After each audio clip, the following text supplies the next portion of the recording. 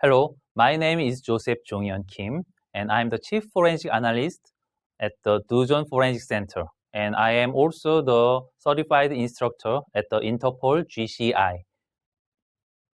As you know, that the cybercrime is a growing global problem. Whether you are a small business or large enterprise company buying your first smartphone or becoming a cybersecurity expert, you need to be aware of cybercrime.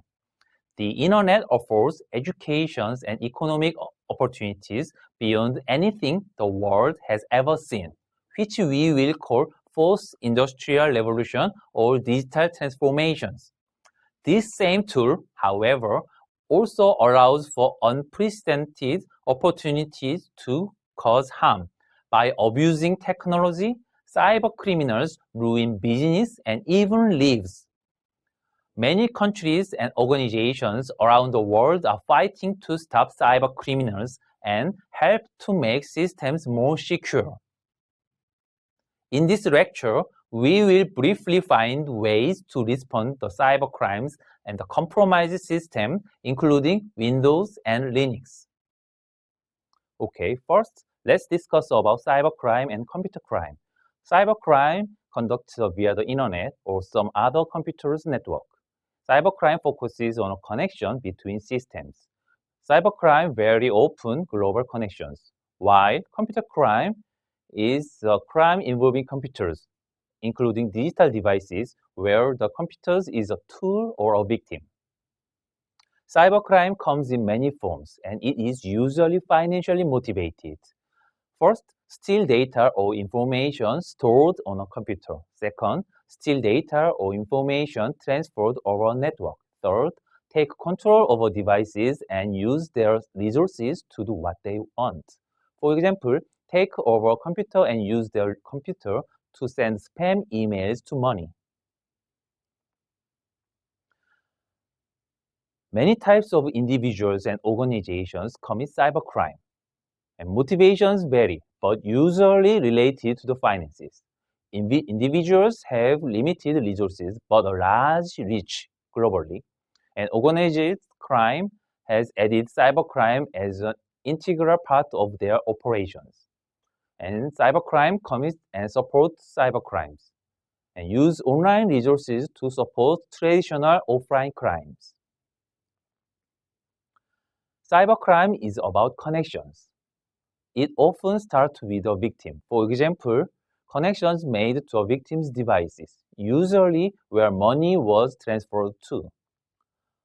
Following money transfers, phone calls, shown messages, and IP addresses can give leads to an investigator. Once the connection leads outside of the country, the investigator becomes much more difficult.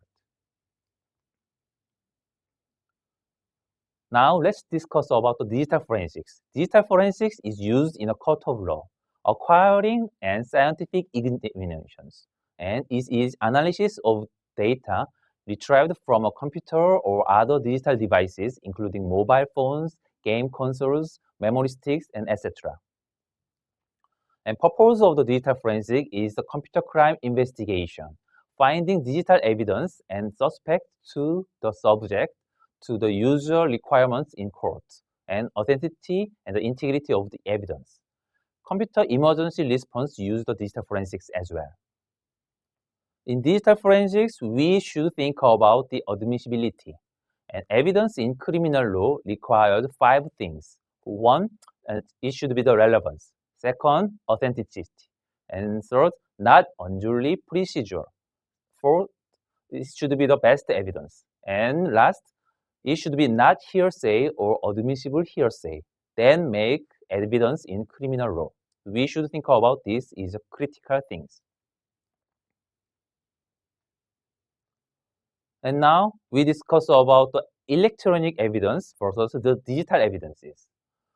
Electronic evidence comes from the information, and it can be either digital evidence or the analog evidences.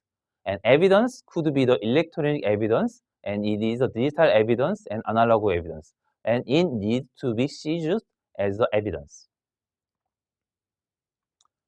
And then, what is digital evidence? Digital evidence is used to describe information or the materials stored or transmitted in the digital form that is to be tendered as an exhibit in a criminal court of law.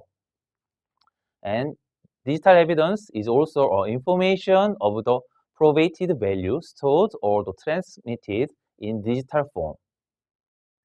Let's discuss of the principle of digital evidences. There are 5 principles of the digital evidences. First, the forensic soundness.